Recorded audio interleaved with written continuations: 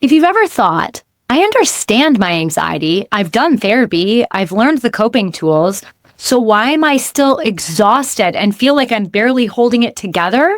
This video is for you. For a lot of women, what gets labeled as anxiety is actually pointing to something deeper, something that explains the overwhelm, the constant pressure, and the feeling that you're always one step away from falling behind or even falling apart. And when that deeper layer goes unnamed, anxiety doesn't go away. It just becomes the engine that you run on. So in this video, we'll explore why anxiety explanations sometimes don't fully fit, especially for high-functioning women, and how anxiety is often a response to trying to live in a world that isn't built for the way your brain works. We'll also unpack a fear I hear all the time. If I wasn't anxious, I wouldn't get anything done. Because when anxiety has been your main motivator for years, the idea of letting it go can feel terrifying. I'm Jen Barnes. I'm a licensed therapist who works with adult women with ADHD and complex trauma. And this pattern shows up again and again, both in my clinical work and in my own experience. So let's start by looking at why anxiety becomes the explanation in the first place and what it might actually be doing for you. For many women, anxiety isn't the first problem or even a problem at all. It's the first explanation that makes sense.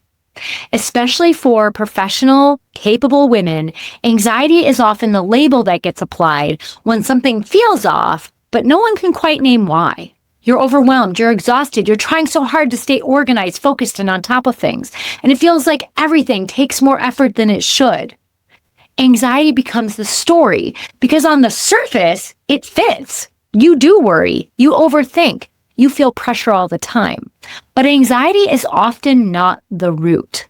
It's the nervous system's response to chronic overload. This is something I see constantly with the women I work with, and it was true for me too. Many of us grew up learning to cope well. We figured out how to be responsible, reliable, high-achieving. So from the outside, we looked fine. But internally, staying on top of life required constant vigilance, mental checklists, self-pressure, fear of dropping the ball. So anxiety stepped in as a strategy. It helped you remember. It helped you prepare. It helped you push through. And because it worked, at least for a while, it was never questioned. That's why I want to be very clear here. Anxiety is not the enemy. In many cases, anxiety has been trying to help. It's been the part of you that said, don't forget this. You can't mess this up. Stay alert. The problem is that anxiety is a costly way to live. So if you've ever wondered why therapy helped you understand yourself, but didn't actually make life all that much easier, there is nothing wrong with you. It may simply be that anxiety has been carrying the load for something else that never got named. And when anxiety is doing that much work, keeping you functioning, organized, and productive, it's worth asking a deeper question. What happens when the anxiety isn't the cause, but the consequence? And that's where ADHD often enters the picture. One of the most common fears I hear from women is this: if I wasn't anxious, I wouldn't get anything done. And that fear makes complete sense. For many ADHD women, anxiety didn't just show up randomly. It became the way things got done. It created urgency. It provided structure. It kept you alert and accountable in a world that demands sustained focus, organization, and follow-through. When your brain struggles with things like initiation, working memory, or prioritization, anxiety can step in as a workaround. It creates pressure where interest or clarity might be missing. So anxiety becomes the fuel. I remember this very clearly in my own life, and I hear it from clients all the time. The idea of letting go of anxiety feels dangerous because anxiety has been the thing keeping everything from falling apart. It's the reason deadlines were met. It's the reason you stayed prepared. It's the reason you pushed through exhaustion. So when someone says, let's reduce your anxiety, a deeper part of you may panic and think, but then who's going to keep me functioning? So Here's the shift that often brings relief. Anxiety didn't make you capable. You were always capable. Anxiety just became the strategy your system figured out to use to compensate. And while that strategy may have worked for a long time, it comes with a cost. Chronic stress, burnout, nervous system dysregulation, and eventually a body and mind that just can't keep running on that kind of pressure anymore. If you're at a point where anxiety no longer works the way it used to, where pushing harder only leads to exhaustion or shutdown, that's not failure. It's information. It may be your system saying, hey, I can't keep doing this the same way. And this is often the moment when women start to notice something important. When anxiety eases, functioning doesn't magically improve because anxiety was never the problem in the first place. So in this next part, we'll explore what changes when ADHD finally gets named and why that recognition alone can bring relief even before anything else changes. For many women, the moment ADHD is named isn't overwhelming, it's relieving. Not because it suddenly explains everything, and not because it offers a quick fix, but because it finally provides context. When ADHD gets named, the story shifts from, why can't I handle life like everyone else, to, oh, this explains why everything has required so much effort. And that shift matters. I see this over and over again with the women I work with. The moment ADHD enters the conversation, something softens. There's a mix of grief and relief, but also hope. Hope because now there's language. Hope because now there are options. Hope because the struggle finally makes sense. And very often, the first place women notice a difference is at work or in school. Not because everything becomes easy, but because they stop blaming themselves for the friction they feel. When you understand that your brain works differently, you stop interpreting difficulty as a personal failure. You start asking different questions. Instead of what's wrong with me, it becomes what support does my brain actually need right now? That question alone changes how you advocate for yourself, how you approach tasks, and how much shame you carry with you into your day. And I want to be clear here. Naming ADHD doesn't mean anxiety disappears. Anxiety might still be part of the picture, but now anxiety is no longer carrying the entire explanation or the entire burden. So the next question becomes, if anxiety doesn't have to be the engine anymore, what can support motivation, focus, and follow through in a healthier way? And that's what we'll explore next. If anxiety doesn't have to be the engine anymore, the question becomes what takes its place? For ADHD women, moving away from anxiety-driven functioning doesn't mean becoming unmotivated or disengaged. It means learning to support your brain and nervous system in ways that don't require constant pressure. This is where a lot of women get stuck because we've been taught that urgency, fear, and self-criticism are the only ways to get things done. But ADHD brains don't respond best to pressure.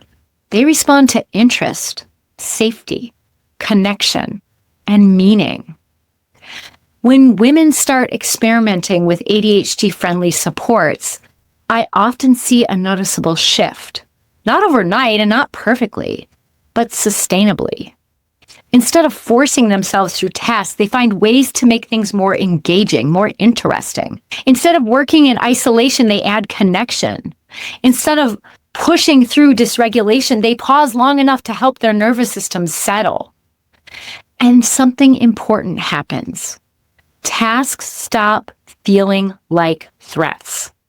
This is where nervous system regulation becomes essential, not as another thing to do, but as a foundation.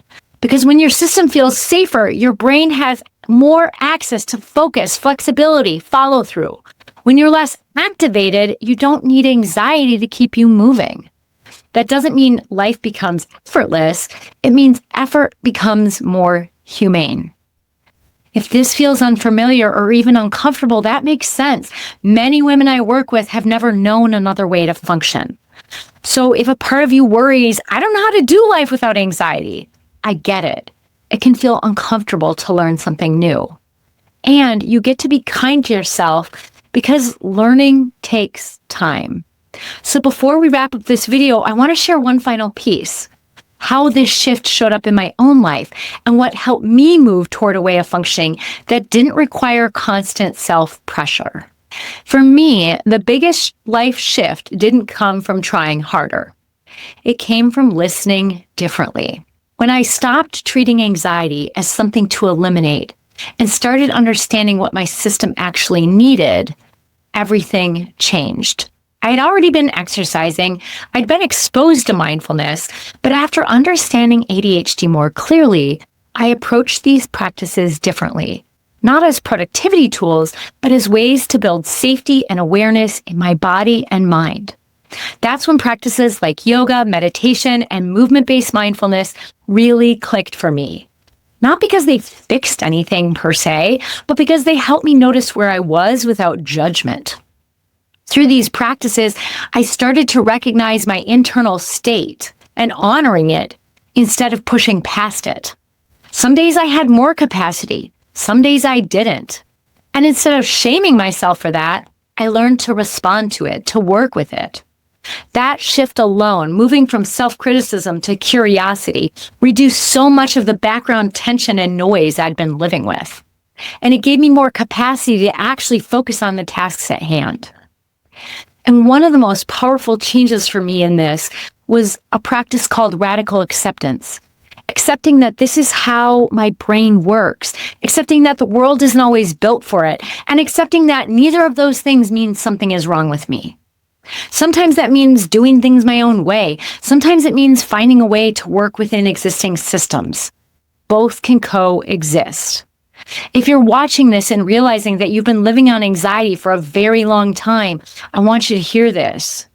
There's another way to function, and you don't have to figure it out all at once. If anxiety hasn't responded to therapy or coping tools the way you expected it would, it doesn't mean anything is wrong with you or that the work you've done hasn't mattered or helped at all. It may simply mean that anxiety was never the whole story. For many women, anxiety has been a signal, a protector, a strategy that helped you stay functional, capable, and reliable in a world that asks a lot. And sometimes beneath it, there's an ADHD brain that's been doing an incredible amount of work to keep up. If this resonates, you don't need to question your competence or your strength. Those were never in doubt. This is about understanding why everything has required so much effort and what might support you more sustainably moving forward. And if you want to explore this more, there are other videos on this channel that look at how ADHD shows up in women beyond the stereotypes. You don't need to fix anything. You don't need catching up. You just may need a framework that finally fits. Thank you for being here. I'd love it if you'd hit the subscribe button so you can catch more ADHD-friendly support. I'll see you in the next video. Take good care.